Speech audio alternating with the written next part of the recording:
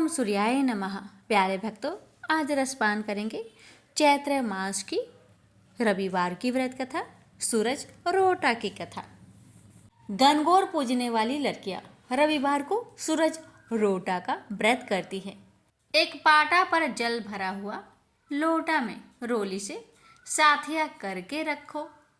एक कलसा में जल रसोई बनाने के लिए पाटा के बगल में कच्चा सूत और 8 तार का 8 गांठ का डोरा और 8 गेहूं का दाना हाथ में लेकर कहानी सुनो। फिर कलसा के जल से बिना नमक की रसोई बनाओ और एक छेद की और एक बिना छेद की रोटी बनाओ। छेद वाली रोटी में से सूरज भगवान को देखते हुए डोरा और गेहूं का दाना हाथ में लेकर कहानी को सुने हुए जल से अर्घ दो। दूसरी लड़की जल छोड़ती जाती है और पूछती जाती है, सूरज सूरज दिखियो। बाई कहती है, दिखियो सो ही टूटियो। ऐसे ही 7 बार करे। फिर एक बार बिना नमक की रसोई खाए, कलसा का ही पानी पिए। सूरज ढलने के बाद पानी भी नहीं पिए।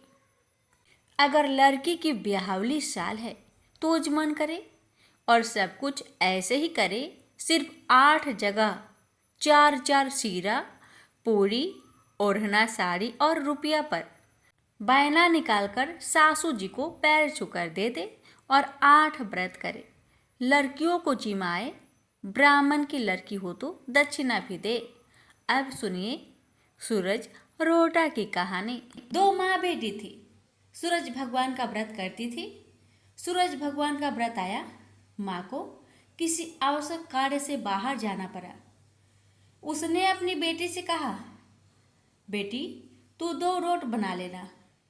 बेटी ने 2 रोट बना लिया। उसी समय एक जोगी भिक्षा मांगने आया। उसने माँ के रोट में से एक टुकड़ा तोड़कर जोगी को दे दिया। माँ बाहर से आई और बोली, मेरा रोट दे। तो बेटी बोली, माँ एक जोगी भिक्षा मांगने आया था, आपके रोट में से थोड़ा टुकड़ा उसको दे दिया। ऐसा सुनते ही उसकी माँ ने जिद पकड़ ली और सारा दिन कहने लगी, घी रोटो दे, घी रोटो मेली कोर दे, पूरो दे पर महारो दे। सब ने यही सोचा कि यह पागल हो गई और सब जनों ने मिलकर उसे एक अंधेरी कोठरी में बंद कर दिया। लड़की का एक राजकुमार से विवाह हो गया। उसके पति ने जिद कर ली कि मेरे को अपने ससुराल जाना है। बेटी की मायके में कोई और नहीं था। जब उसने सूरज भगवान से विनती की कि मेरे को 1.25 पहर का मायका दो, जब सूरज भगवान तथास्तु कहकर अंतर्ध्यान हो गए, उसके बाद सूरज भगवान की कृपा से जंगल में महल, बाग बगीचे, माता पिता, भाई बहन, भाभी, भतीजे सब बेटी जमाई के आदर सत्कार करने लगे, अपना प्यार लुटाने लगे। 1.25 पहर का समय बीतने लगा पर जमाई जी का मन नहीं भरा। बेटी बोली, चलो देर हो रही है। उसको पता था 1.25 पहर होते ही सब खत्म हो जाएगा। वो अपने पति को लेकर जाने लगी। उसके पति ने अपने एक पाँव की मोचरी वहीं छोड़ दी। आधे रास्ते गया और बोला, मेरी मोचरी वहीं रह गई। उसने बहुत समझाया, आपके क्या कमी है, पर वह नहीं माना। वापस जाकर देखा तो वहाँ जोर से हवा चल रही। जहाँ भोजन बनाया वहाँ राख उड़ रही। पेड़ के नीचे उसकी मोचरी रखी थी। उसके पति ने उसका हाथ पकड़ा और पूछा, ये जादू किया तुमने? तब उसने अपने पति को सारी बात बताई। उसके पियर मायका में कोई नहीं है। उसकी एक बावली माँ है। ये तो सूरज भगवान ने उसको 1.25 पहर का मायका दिया। उसने और उसके पति ने सूरज भगवान से प्रार्थना की और सूरज भगवान की कृपा से उसकी माँ ठीक हो गई और उसको बहुत सारी धन दौलत देकर विदा किया। हे सूरज भगवान, जैसा लड़की को दिया वैसा सबको देना। कहानी कहते सुनते हुक्कारा भरते सभी के परिवार को देना। प्रेम से बोलिए सूर्य नारायण की जय। प्राचीन काल में एक बुढ़िया रहती थी। वह नियमित रूप से रविवार का व्रत करती थी। रविवार के दिन सूर्योदय होने से पहले ही उठकर बुढ़िया स्नान आदि से निवृत्त होकर आंगन को गोबर से लीपकर स्वच्छ करती और उसके बाद सूर्य भगवान की पूजा करते हुए रविवार व्रत कथा सुनकर सूर्य भगवान को भोग लगाकर दिन में एक समय भोजन करती थी। सूर्य भगवान की अनुकंपा से बुढ़िया को किसी प्रकार की चिंता एवं कष्ट नहीं था। धीरे धीरे उसका घर धन्य धान्य से भर रहा था। अब होता है ये कि उस बुढ़िया को सुखी होते देख उसकी पड़ोसन उससे जलने लगी। बुढ़िया ने कोई गाय नहीं पाल रखी थी, अतः वह बुढ़िया पड़ोसन के आंगन में बंधी गाय का गोबर लाती थी। पड़ोसन ने अपनी दिमाग लगाकर कुछ सोचकर उसने अपनी गाय को घर के भीतर ही बांध दिया। रविवार को बूढ़ी माई को गोबर ना मिलने से वह अपना आंगन नहीं लीप सकी।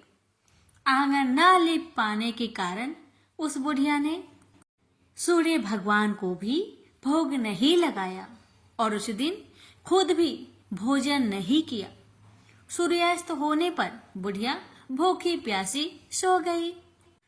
रात में भगवान ने उन्हें सपना दिया और भोजन ना बनाने और भोग ना लगाने का कारण पूछा तो बुढ़िया ने कहा भगवान को कि गोबर ना मिलने के कारण वो भोजन नहीं बना सकी।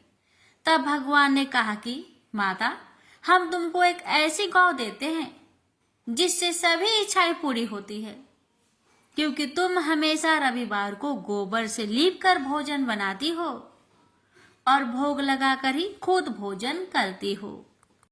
इससे मैं खुश होकर तुम्हें वरदान देता हूँ। सपने में भगवान का यह वरदान पाकर जब बुढ़िया की आँख खुली तो देखा कि आंगन में एक अति सुंदर गौ और बछड़ा बंधे हुए हैं। गाय और बछड़े को देखकर वह खुश हो जाती है और घर के बाहर बांध देती है और खाने को चारा डाल देती है। जब पड़ोसन ने वृद्धा के घर के बाहर अति सुंदर गौ और बछड़े को देखा तो देश भावना से प्रेरित होकर उसका हृदय जल उठा और जब उसने देखा कि गाय ने सोने का गोबर दिया है तो वो गाय का सोने का गोबर ले गई और अपनी गाय के गोबर उसकी जगह रख दिया। रोजाना वह ऐसा करती रही और सीधी साधी बुढ़िया को कानों कान इसकी खबर तक ना होने दी। तब सर्वव्यापी ईश्वर भगवान सूर्य नारायण ने सोचा कि चालाक पड़ोसन की वजह से बुढ़िया ठगी जा रही है, तो उन्होंने शाम के समय अपनी माया से बड़े जोर की आंधी ला दी। आंधी की भय से बुढ़िया ने अपनी गाय को अंदर ही बांध दिया।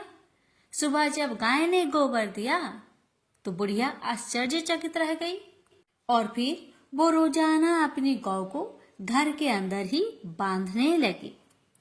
उधर पड़ोसन ने देखा कि बुढ़िया तो गौ को घर के अंदर बांधने लगी है, तो उसका सोने की गोबर उठाने की चाल कामयाब नहीं हो पा रही थी। तो कुछ उपाय ना देखकर पड़ोसन ने सीधे राजा की सभा में जाकर सारी बात बता दी। उसने राजा से कहा कि मेरे पड़ोसन में एक वृद्धा के पास ऐसी गाय है जो आप जैसे राजाओं के पास होना चाहिए, आप ही के योग है। वह गौ रोजाना सोने का गोबर देती है। आप सोने से प्रजा का पालन करिए। वह बुढ़िया उस सोने का क्या करेगी? राजा ने यह बात सुनकर अपने दूतों को बुढ़िया के घर जाकर गौ लाने की आज्ञा दे दी। अब बुढ़िया सुबह सुबह ईश्वर को यानी सूर्य नारायण को भोग लगाकर भोजन ग्रहण करने जा ही रही थी कि तभी राजा के कर्मचारी गाय खोलकर ले गए। यह देखकर बुढ़िया काफी रोई, जोर जोर से चिल्लाई, लेकिन कोई कर्मचारी ने एक ना सुनी।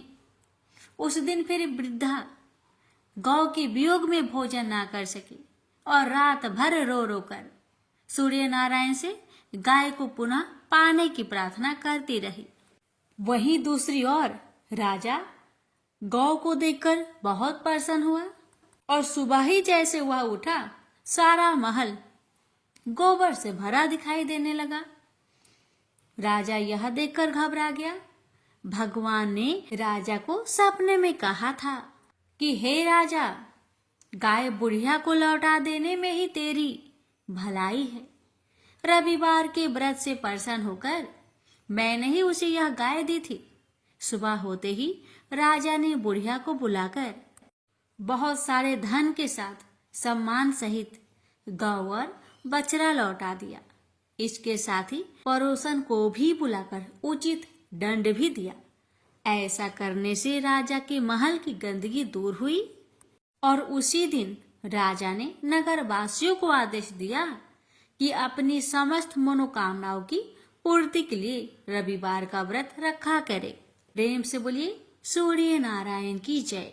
हे सूर्य नारायण, जैसी कृपा आपने बुढ़िया माई पर करी, वैसे ही कृपा आपकी कथा कहने वाले, सुनने वाले, हुक्कार भरने वाले सभी भक्तों पर करना और सभी भक्तों की हर मनोकामना को पूर्ण करना। जय सूर्य नारायण। यह बात उस समय की है जब देवलोक के शिल्पकार विश्वकर्मा भगवान की एक पुत्री थी। उसका नाम था संज्ञा। वह दिन भर तपती धूप में खेला करती थी। सूर्य की तेज किरणों से जैसे उस पर कोई असर ही नहीं होता था। संज्ञा जब बड़ी हुई तो एक दिन विश्वकर्मा और उसकी पत्नी ने संज्ञा को बड़े मुग्ध भाव से सूर्य को निहारते देखा। यह देख विश्वकर्मा बोले, देवी, ऐसा लगता है हमारी बेटी सूर्य पर मोहित हो गई है। देख रही हो कितने मुग्ध भाव से सूर्य की ओर ताके जा रही है। मुझे भी ऐसा ही लगता है हे स्वामी। विश्वकर्मा की पत्नी ने कहा। सूर्य के सौंदर्य के प्रति संज्ञा का आकर्षक उसकी आयु के साथ बढ़ता ही गया। एक दिन विश्वकर्मा उसे अपने साथ हाथी पर बैठाकर सैर करने को निकले। अपनी पुत्री को सूर्य की ओर निहारते देख उन्होंने पूछ लिया, बेटी, अब तुम छोटी नहीं रही। मैं सोचता हूं जल्दी ही तुम्हारा ब्याह कर दूं। बताओ बेटी, बताओ, किस देव को तुम चाहती हो? बताओ। मैं तुम्हारा विवाह उसी देव के साथ करूंगा जिसको तुम चाहती हो। बेटी कहने लगी, पिताजी, आकाश में सूर्य से बढ़कर कोई तेजस्वी नहीं है। संज्ञा की बात सुनकर विश्वकर्मा ने कहा, बेटी, ठीक है, हम तुम्हारा शादी सूर्य से ही करा देते हैं। अब विश्वकर्मा अपनी पुत्री को लेकर सूर्य के पास पहुंच गए। उन्होंने अपनी पुत्री की इच्छा सूर्य देव को बताई तो सूर्य देव ने उनका प्रस्ताव सहर्ष स्वीकार कर लिया और बोले, आपकी पुत्री मेरे साथ विवाह करना चाहती है। यह मेरे लिए सौभाग्य की बात है, पर अपनी बेटी से पूछ तो लीजिए कि वह मेरा ताप सहन कर पाएगी या नहीं। विश्वकर्मा ने संज्ञा को एक और ले गए और पूछा, बेटी, सूर्यदेव का उत्तर तुमने सुन लिया। अब बताओ, तुम उनका ताप सहन कर लोगी? हर ऋतु का ताप उनका अलग अलग होता है। अब तुम बताओ, क्या सह पाओगी? संज्ञा ने कहा, पिताजी, हाँ, मैं सह पाऊंगी। अब विश्वकर्मा ने कुछ ही दिन बाद संज्ञा का विवाह सूर्य देव के साथ करा दिए। संज्ञा सूर्य देव के साथ उनके लोक चली गई। अब तो संज्ञा सूर्य देव के साथ सुखपूर्वक रहने लगी। फिर उनके वहां एक पुत्र पैदा हुआ जिसका नाम रखा गया मनु। अनेक ऋषि मुनि बालक को आशीर्वाद देने आए। यह बालक ज्ञानियों में भी ज्ञानी होगा। ऋषियों ने भविष्यवाणी की। आशीर्वाद सच निकला। जब वह कुछ बड़ा हुआ तो ऋषि मुनियों से शिक्षा ग्रहण करने लगा। सूर्यदेव और संज्ञा को अपने बेटे पर बड़ा गर्व था। वे बहुत ही प्रेम से अपने बेटे का लालन पालन करते थे। अनाचार एक बार ग्रीष्म ऋतु में सूर्य की किरणें बहुत ही प्रखर हो गई। उनका तेज अपने चरम सीमा पर जा पहुंचा। संज्ञा की चमड़ी लसने लगी। सूर्य देव ने उसे अपने पास बुलाया तो वह अपनी आंखों पर हाथ रखकर उनके पास पहुंची। सूर्यदेव बोले, संज्ञा मेरी ओर देखो, तुमने अपनी आंखें क्यों ढक ली? नेत्र खोलो और मेरी ओर देखो, मैं तुम्हारा पति हूं। संज्ञा बोली, स्वामी आपके ताप से मेरी आंखें खुल नहीं पा रही है। संज्ञा की बात सुन सूर्यदेव ने कहा, इसका अर्थ तो ये हुआ कि तुम मुझे अपने से दूर कर रही हो। विवाह के पूर्व मैंने तुमसे पूछा भी था कि क्या मेरा ताप सहन कर पाओगी। तुम्हारी सहमति पाकर ही मैंने तुम्हारे साथ विवाह करना स्वीकार किया था, लेकिन अब तुम अपने वचन से मुकर रही हो। सूर्यदेव क्रोधित होकर कहने लगे। संज्ञा बोली, हे स्वामी, इसमें मेरा दोष नहीं, आपका ताप ही प्रखर है। यह सुन सूर्यदेव और भी कुपित हो उठे और बोले, सुनो संज्ञा, प्राणवान वस्तुओं को जीवित रखने वाला मैं ही हूं, परंतु तुमने मेरी ओर से आंखें बंद कर ली, अतः तुम्हारे गर्भ से जो बालक उत्पन्न होगा वह यम होगा। यम अर्थात मृत्यु का देवता।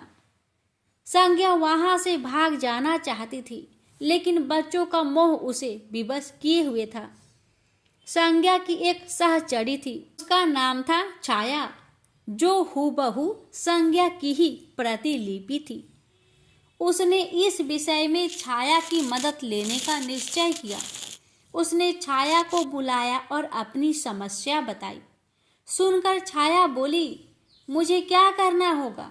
तो संज्ञा कहने लगी, तुम संज्ञा बनकर मेरे पति के साथ जाओ और उनकी पत्नी और बच्चों की माँ बनकर वहीं रहो। फिर छाया ने कहा, अगर उन्होंने मुझसे पूछताछ की तो मैं क्या कहूँगी? तो संज्ञा ने कहा, तुम बता देना कि मैं संज्ञा हूँ, अपना भेद कभी मत खोलना। छाया कहती है, लेकिन मैं ये सब कैसे करूँगी? और करूँगी तो मेरी एक शर्त भी है कि अगर कभी सूर्यदेव मुझ पर बिगड़े या फिर शराब देने लगे तो मैं सारा भेद खोल दूंगी। संज्ञा ने कहा, ठीक है छाया, अब जाओ और मेरे बच्चों को संभालो। तुमने मुझे बहुत ही कठिन काम सौंपा है संज्ञा। छाया कहने लगी, फिर भी मैं भरसक प्रयत्न करूंगी। और वहां से छाया चली गई। उसके जाने के बाद संज्ञा सोचने लगी, मैं मायके जाती हूँ, माँ और पिताजी मुझे देखकर बहुत प्रसन्न होंगे। मैं कुछ समय वहां रहूंगी, परंतु पिताजी तो कहेंगे, स्त्री की शोभा पति के घर में रहने में ही है। ऐसे ही विचारों में उलझी बेचारी संज्ञा मायके को चल पड़ी। रास्ते में उसके मस्तिष्क में उलझने टकराने लगी। वह सोचने लगी, पिताजी जब मुझे लौट जाने को कहेंगे तब मैं क्या करूंगी? तब मैं जंगल में चली जाऊंगी। इसी सोच विचार के साथ संज्ञा अपने मायके पहुंच गई। पिता ने उसका बड़ा सत्कार किया। बोले, आओ बेटी आओ, सब कुशल मंगल तो है? तो संज्ञा बोली, नहीं पिताजी नहीं, आपने ठीक ही कहा था। ग्रीष्म ऋतु में मैं सूर्यदेव के ताप सहन नहीं कर सकी। अब तो संज्ञा कुछ दिन अपने पिता के घर में सुख से रही। एक दिन पिता ने उससे कहा, बेटी संज्ञा, तुम्हारे आने से मुझे बड़ा हर्ष हुआ है, मुझे बहुत अच्छा लगा, परंतु विवाह हो जाने के बाद स्त्री को मायके में अधिक दिन तक नहीं ठहरना चाहिए। अब तुम अपने पति के घर जाओ, फिर कभी हमसे मिलने आना। तुम मुझे बहुत प्यारी हो, किंतु पति का घर ही स्त्री का घर होता है। यही मैंने सोचा था, संज्ञा मन ही मन बोली। और एक रात चुपचाप पिता का घर छोड़कर वह जंगल में चली गई। वह सोचने लगी, मैं सूर्य के सामने नहीं जा सकती, अतः घोड़ी बन जाती हूँ उस रूप में मुझे यहाँ कोई पहचान नहीं पाएगा। घोड़ी का रूप धारण कर संज्ञा सूर्य के ताप की शक्ति को कम करने के लिए तपस्या करने लगी। तो छाया ने सूर्य के यहाँ जाकर संज्ञा का स्थान ले लिया। सूर्यदेव ने उसे संज्ञा ही समझा। वे बोले, तुम लौट आई मेरे यहाँ। तो छाया कहने लगी, क्षमा कर दो स्वामी, मैंने अपनी दुर्बलता को जीत लिया है। छाया बड़े ही खेद स्वर में बोली। सूर्यदेव कहने लगे, संज्ञा मैं तो कब का ही तुम्हें क्षमा कर चुका हूँ। अब घर की जिम्मेदारी संभालो, बच्चों का लालन पालन करो। छाया ने कक्ष में लेटे दोनों बच्चों पर निगाह डाली और घर की जिम्मेदारियां संभाल ली। छाया इस घर में सुखी थी। वह प्राय सोचा करती थी कि बेचारी संज्ञा को कितना अच्छा घर त्यागना पड़ा उसे। क्या वह कभी नहीं लौटेगी? समय पाकर छाया को एक पुत्र हुआ। पुत्र पैदा होने के बाद वह कुछ चिंतित रहने लगी। मुझे यह नहीं भूलना चाहिए कि मैं संज्ञा नहीं, छाया हूँ। छाया ने एक पुत्र और पुत्री को जन्म दिया। अब छाया का व्यवहार बदलने लगा। वह अपने बच्चों से तो ज्यादा प्यार करती, लेकिन संज्ञा के बच्चों को तारने और उनके साथ दुर्व्यवहार करने लगी। मनु ने तो बी माता के व्यवहार को नजरअंदाज कर दिया, लेकिन यम को उसका व्यवहार खटकता रहा। माता छाया का यमुना बहन के साथ ऐसा व्यवहार करना उचित नहीं। वह अपने बच्चों के साथ तो कितना अच्छा व्यवहार करती थी। हम भाई बहन से नफरत, एक दिन तो हद ही हो गई। छाया ने यमुना के बाल पकड़े और उसे डंडे से पीटते हुए बोली, कमबख्तो, मरते भी तो नहीं, मर जाओ तो मेरा पीछा छूटे। जब छाया देर तक यमुना को पीटती रही तो यम से न रहा गया। उसने जाकर छाया का हाथ पकड़ लिया और गुस्से से बोला, बस माता बस, अब तुमने यमुना पर हाथ उठाया तो मुझसे बुरा कोई ना होगा। अच्छा, तेरी यह हिम्मत, मुझे धमकी देता है? ठहर जा, आज मैं तेरे पिताजी से इसकी शिकायत करूंगी। छाया बड़े ही क्रोध स्वर में बोली, लेकिन छाया ने इस डर से सूर्यदेव से शिकायत न की, कहीं उसका भेद उजागर न हो जाए। लेकिन यम और यमुना ने तंग आकर अपने पिता से उसकी शिकायत अवश्य कर दी। पिताजी, यह स्त्री हमारी माँ नहीं है। यम ने कहा, हाँ पिताजी हाँ, पुत्र माता से विमुख हो सकता है, परंतु माता की ममता कभी कम नहीं होती। यमुना भी बोल उठी। सूर्यदेव ने कहा, मैं देख लूंगा, तुम जाओ, डरो नहीं, बस सब ठीक हो जाएगा। ऐसा कहकर सूर्यदेव ने बच्चों को धैर्य बंधाया, लेकिन बच्चों के जाते ही वह सोच में पड़ गए। बच्चे ठीक कहते हैं, यह अवश्य कोई मायाविनी है। सूर्यदेव गुस्से में भरकर छाया के पास पहुंचे और उसके केस पकड़कर झकझोर कर बोले, सच बताओ तुम कौन हो, अन्यथा मैं तुम्हें कठोर दंड दूंगा। ठहरिए स्वामी ठहरिए, छाया कांपती हुई बोली। स्वामी, मैं संज्ञा की छाया हूं। वह आपकी देखभाल का भार किसी को सौंपे बिना नहीं जाना चाहती थी, इसलिए उसने मुझे आपके पास भेज दिया है। सूर्यदेव ने कहा, संज्ञा कहाँ गई है? तो छाया ने बताया, अपने पिता के यहाँ। अब तो सूर्यदेव सीधे विश्वकर्मा के पास पहुंचे और उनसे पूछा कि संज्ञा कहाँ है? तो विश्वकर्मा जी ने कहा, वह तुम्हारे तेज से बचने के लिए यहाँ आई थी। विश्वकर्मा की बातें सुन सूर्यदेव ने कहा, तो आप मेरा तेज को घटा दीजिए, फिर उसे खोजने के लिए चलते हैं। विश्वकर्मा ने सूर्यदेव की तेज का 8वां भाग को छाट दिया, जिससे उनका तेज घट गया। फिर वे संज्ञा को खोजने निकले। उन्होंने राहगीरों से पूछताछ की, तुमने इधर कोई घोड़ी को देखा है क्या? हाँ, एक बिलछन घोड़ी को हमने नदी के पास विचरण करते हुए देखा है, राहगीरों ने बताया। उसमें बिलछन की क्या बात है? वह घोड़ी मानवी भाषा भी बोलती है। देव, अब तो यह अवश्य ही संज्ञा होगी। सूर्यदेव बोले। सूर्य घोड़े के निकट पहुंचे और कहा, संज्ञा, मैं सूर्य हूँ, तुम्हारा पति। अब यह घोड़े का रूप त्याग दो। जब तक मेरी मनोकामना पूरी न होगी, मैं यह घोड़ी का रूप नहीं त्यागूंगी। घोड़ी बनी संज्ञा ने उत्तर दिया, तुम्हारी मनोकामना तो पूरी भी हो गई। सूर्यदेव ने कहा। फिर विश्वकर्मा बोलने लगे, बेटी, सूर्यदेव ठीक कहते हैं, मैंने इनके तेज का 8वां भाग को काट दिया है। पिता से अवशासन पाकर संज्ञा ने अपना घोड़ी वाला रूप त्याग दिया और अपने स्वाभाविक रूप में आ गई। वह हर्ष से अपने पिता से लिपट गई और फूट फूट कर रोने लगी। फिर उसने झुककर सूर्यदेव के पांव छुए और पूछा, स्वामी, हमारे बच्चे तो सकुशल है ना? सूर्यदेव ने कहा, हाँ, दोनों बच्चे ठीक है। मनु, यम और यमुना को अब फिर से माँ मिल जाएगी। सूर्यदेव ने मुस्कुराकर कहा, मैं अब कभी भी अपना घर त्याग कर नहीं जाऊंगी।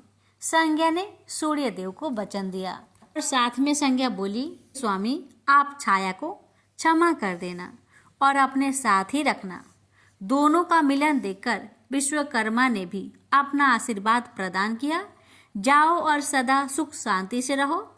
सूर्यदेव और संज्ञा सूर्यलोक पहुँचे और छाया और बच्चे के साथ आनंद पूर्वक रहने लगे। तो प्रेम से बोलिए, सूर्य नारायण की जय। अटपट नगरी का एक गरीब ब्राह्मण लकड़ियों और घास के लिए हर रोज जंगल में जाया करता था। एक दिन उसने वहां वन देवियों को सूरज भगवान की पूजा करते हुए देखा। सूर्य नारायण के आह्वान का उनका अनुष्ठान अनूठा था। ब्राह्मण ने साहस जुटाकर उनसे पूछा कि ये क्या कर रहे हैं आप लोग?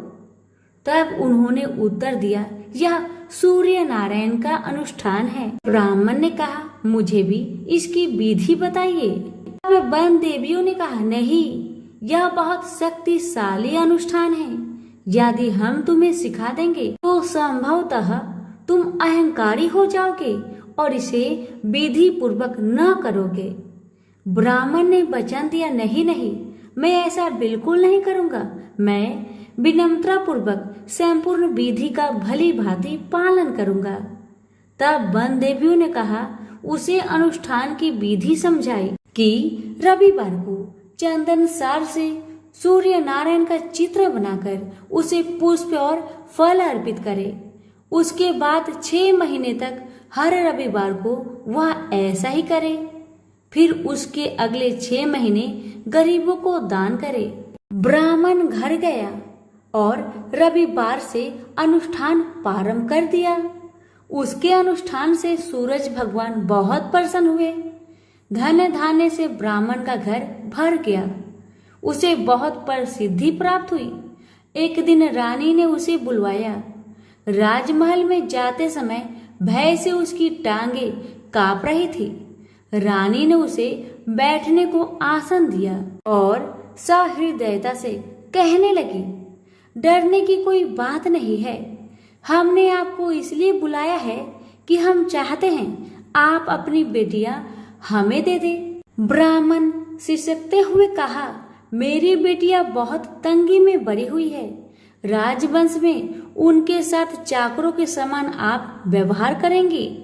रानी ने उसे आश्वस्त किया कि नहीं नहीं, ऐसी बात नहीं है, आप चिंता न करें, उनके साथ राजसी व्यवहार किया जाएगा। एक का राजा से विवाह होगा और दूसरी का मंत्री से होगा। ब्राह्मण ने खुशी खुशी रानी का प्रस्ताव स्वीकार कर लिया। शीघ्र ही विवाह हो गए और ब्राह्मण की बिटिया ससुराल चली गई। पूरे 12 बरस ब्राह्मण उनसे मिलने नहीं आया। वह अपने काम और काज में और अनुष्ठान में व्यस्त रहता था। अंततः 12 बरस बाद उसने बेटियों से मिलने की सोची। पहले वह बड़ी बेटी के पास गया। बड़ी बेटी राजा से ब्याही थी। बेटी ने पिता को रत्नजड़ित चौकी पर बिठाया। सुगंधित जल से उनके हाथ पैर धुलवाए और मिठाई परोसी। ब्राह्मण ने कहा, जलपान से पहले तुम मेरी कथा सुनोगी? पर बेटी ने कहा, नहीं बाबा, आज मुझे अवकाश नहीं। महाराज अखेट के लिए प्रस्थान करने वाले हैं। मुझे उनके खाने की व्यवस्था करनी होगी। ब्राह्मण को उसका व्यवहार बहुत अशिष्ट लगा। वह क्रोध होकर वहां से चल पड़ा। ब्राह्मण वहां से छोटी बेटी के पास गया जो कि मंत्री से ब्याही गई थी। बेटी पिता को देखकर बहुत प्रसन्न हुई। बेटी ने उसे नक्काशीदार चौकी पर बिठाया, सुगंधित जल से हाथ पांव धुलवाए और उनके खाने के लिए मिठाई लेकर आई। ब्राह्मण ने कहा, बेटी जलपान से पहले तुम्हें मेरी कथा सुननी होगी। बेटी ने कहा, हाँ अवश्य बाबा, कथा सुनकर मुझे प्रसन्नता होगी। यह कहकर वह घर के भीतर जाकर 6 मोती लेकर आई। 3 मोती पिता के हाथ पर रखे और 3 अपने हाथ में रखे। यह कथा ब्राह्मण ने आज से पहले किसी को नहीं सुनाई थी। उसने बेटी को बताया कि कैसे वह वन देवियों से मिला और कैसे उन्होंने उसे सूर्य नारायण का अनुष्ठान पूजन विधि बताया। बेटी ने एक एक शब्द को बड़े ध्यान से सुना। फिर ब्राह्मण ने मुदित मन से जलपान ग्रहण किया और घर लौट आया। पंडिताइन ने बेटी की कुशल क्षेम पूछी। ब्राह्मण ने उसे सारी बातें बताई और कहा कि बड़ी वाली मेरी बेटी ने मेरी कथा नहीं सुनी, उसे इसका फल भुगतना पड़ेगा। और वही हुआ। उसका पति सेना लेकर दूसरे राज्य पर आक्रमण करने गया था और वापस नहीं लौटा, पर दूसरी बेटी ने उसकी कथा सुनी थी, सो वह सुखी थी। उसकी समृद्धि दिनों दिन बढ़ती गई। दुर्भाग्य से बड़ी बेटी का पिंड नहीं छोड़ा। उसके लिए एक एक दिन काटना दूभर हो गया था। एक दिन उसने अपने बड़े बेटे से कहा, घर में कुछ नहीं है, अपनी मौसी के पास जाओ और कोई उपहार लेकर आओ। वह जो दे घर ले आना। अगले रविवार को राजकुमार मौसी के घर गया। वहां वह तालाब पर गया और स्नान करने आई औरतों से पूछा, तुम किसके यहाँ काम करती हो? उन्होंने उत्तर दिया, हम मंत्री की पत्नी की दासियां हैं। राजकुमार ने कहा, अपनी मालकिन से जाकर कहो कि उनकी बहन का बेटा आया है। ये भी कह देना कि उसके कपड़े फटे हुए हैं, इसलिए वो उसे पिछले दरवाजे से महल के भीतर आने दे। दासियां उसे पिछले दरवाजे से भीतर ले गई। मौसी ने उसके नहाने के लिए सुवासित जल रखवाया, पहनने को नए कपड़े दिए और राजसी भोज करवाया। फिर उसने बेटे को मोहरों से भरा हुआ कद्दू दिया। वह चलने लगा तो मौसी ने कहा, इसे संभाल कर ले जाना, कहीं खोना मत। और रास्ते में सूर्य भगवान ने माली के भेष धारण करके मोहर से भरा हुआ कद्दू चुरा लिया। वह घर पहुंचा तो माँ ने उससे पूछा कि मौसी ने तुम्हें क्या दिया? राजकुमार ने खाली हाथ दिखाते हुए कहा, जो भाग्य ने दिया वह कर्म ने छीन लिया। मौसी ने जो दिया वह रास्ते में खो गया। अगले रविवार को रानी ने दूसरे बेटे को भेजा। वह भी शहर के तालाब पर गया और नहाने धोने आई औरतों से पूछा, तुम कहाँ काम करती हो? औरतों ने कहा, हम मंत्री की पत्नी की दासियां हैं। अपनी मालकिन से कहो कि उसकी बहन का बेटा आया है। और उसे भी पिछले दरवाजे से भीतर ले जाया गया। नहाने और नए कपड़े पहनने के बाद राजकुमार ने भोजन किया। वह चलने लगा तो मौसी ने उसे मोहर से भरी हुई खोखली छड़ी दी और बोली, इसे संभाल कर ले जाना, कहीं खोना मत। रास्ते में सूरज भगवान ग्वाले का रूप धरकर आए और उसकी छड़ी चुरा लिए। वह घर पहुंचा तो रानी ने उससे पूछा कि मौसी ने तुम्हें क्या दिया? राजकुमार ने खाली हाथ दिखाकर कहा, जो भाग्य ने दिया वह कर्म ने छीन लिया। तीसरे रविवार को रानी ने तीसरे बेटे को भेजा। वह भी सीधे तालाब पर गया। मौसी ने उसकी भी वैसे ही खातिरदारी की। उसे नहलवाया, कपड़े दिए और खाना खिलाया। चलते समय उसने उसे मोहर से भरा हुआ खोखला नारियल दिया और कहा, इसे संभाल कर ले जाना, खोना मत। रास्ते में राजकुमार कुएं की जगह पर सुस्ताने के लिए रुका। जैसे ही उसने नारियल जगत पर रखा, वह लुढ़क कर कुएं में गिर गया। छपाक। वह घर पहुंचा तो रानी माँ ने पूछा कि वह क्या लाया है। राजकुमार ने जवाब दिया, जो भाग्य ने दिया वह कर्म ने छीन लिया। चौथा राजकुमार गया, तभी वही हुआ। उसे मोहर से भरा हुआ कुलहर मिला, जिसे सूर्य नारायण चील बनकर झपट ले गए। पांचवें रविवार को रानी खुद गई और जाकर तालाब पर खड़ी हो गई। छोटी बहन उसे खुद लेने के लिए आई और पिछले दरवाजे से घर में ले गई। नहलाने के बाद बताया कि उसकी विपत्ति का कारण यह है कि उसने बाबा की कथा सुनने से मना कर दिया था। फिर उसने दीदी को पूरी कथा सुनाई। रानी ने बहुत ध्यान से कथा सुनी और रविवार व्रत करने तक बहन के पास ही रही और दोनों बहनें बहुत ही श्रद्धा भक्ति के साथ सूरज भगवान की आराधना करती। रानी का अनुष्ठान पूरा भी नहीं हुआ था कि उसके दिन फिर गए। उसे समाचार मिला कि वर्षों की युद्ध के बाद उसके पति विजयी होकर अकूट धन लेकर साथ लौट रहे हैं। राजधानी लौटते हुए राजा अपनी साली और बहू से मिलने के लिए वहां रुका। जब उसने सुना कि उसकी रानी भी यही है, तो उसे लेने के लिए उसने पालकी और कुछ दासियां भेजी। नन्हे भांजे चिल्लाते हुए रानी के पास आए और कहने लगे, मौसी मौसी, तुम्हें लेने के लिए छत्र वाली पालकी आई है, साथ में हाथी घोड़े और सैनिक भी है। सब देखने के लिए बाहर भागे। बरसों की विरह और व्यथा के उपरांत राजा और रानी ने एक दूसरे का हालचाल पूछा। बहनों ने एक दूसरे को मूल्यवान उपहार और रेशमी वस्त्र दिए। अगले दिन राजा और रानी ने अपने राजधानी के लिए प्रस्थान किया। पहले पड़ाव पर जब खाना बन गया तो रानी ने राजा के लिए और अपने लिए थाल परोसे। तभी उसे बहन से सुनी हुई कथा याद आई। उसने नौकरों को आदेश दिया कि वे पास के गांव में जाए और किसी निर्धन को लाए जो भूखा हो। गांव में उन्हें ऐसा कोई नहीं मिला, पर वापस आते समय उन्हें एक भूखा लकड़हारा मिल गया। वे उन्हीं को रानी के पास ले आए। रानी ने 6 मोती निकाले, 3 लकड़हारे को दिए और 3 अपने हाथ में रखे। फिर रानी ने उसे अपने पिता और वन देवियों की कथा सुनाई। लकड़हारे का रोम रोम कान बन गया। कथा सुनते ही उसके गड्ढर की सारी लकड़ियां सोने की हो गई। उसने शपथ ली कि वह पूर्ण विधि विधान से सूर्य नारायण का अनुष्ठान करेगा, बिल्कुल वैसे ही जैसे वन देवियों ने ब्राह्मण को सिखाया था।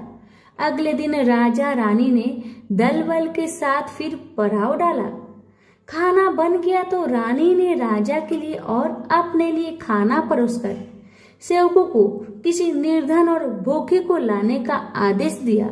आज वे एक किसान को लाए जिसकी फसल मुरझा गई थी और कुआं सूख गया था।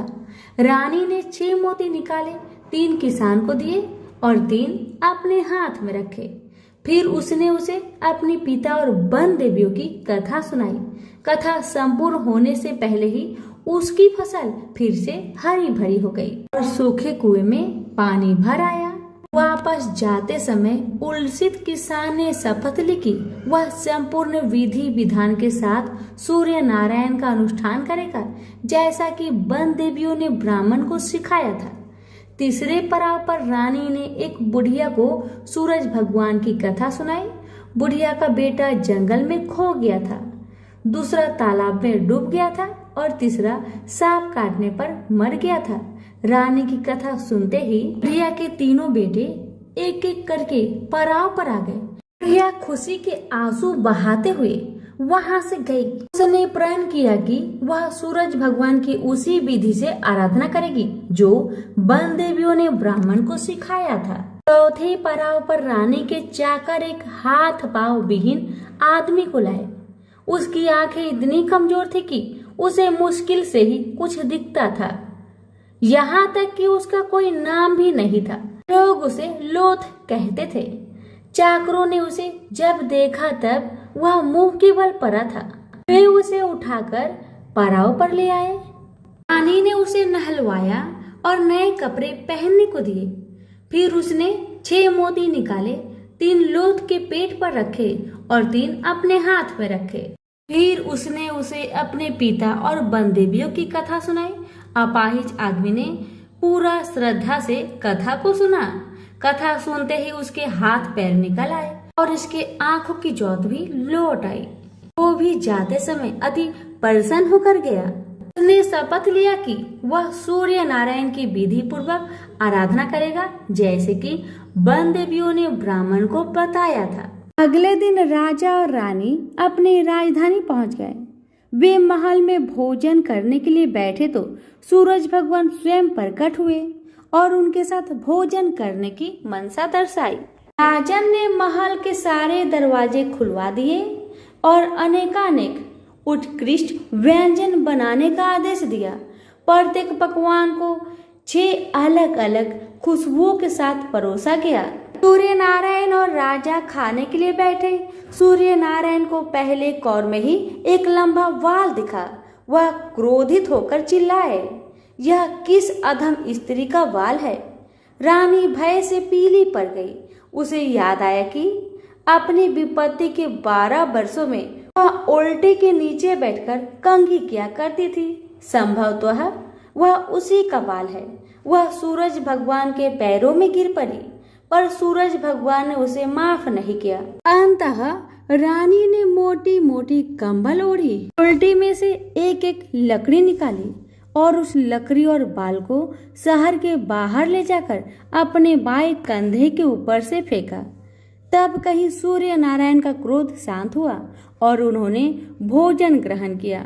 ब्राह्मण, राजा, रानी, उनके बच्चे, मंत्री की पत्नी, लकड़हारा, किसान, बुढ़िया और वह आदमी जिसे लोथ कहा जाता था, सभी को सूर्य नारायण की अनुकंपा से लंबी आयु मिली। जब तक वो जिए सुख से जिए। तो सभी प्रेम से बोलिए सूर्य नारायण की जय। कथा अच्छी लगे तो दूसरों को शेयर करना ना भूले। धन्यवाद।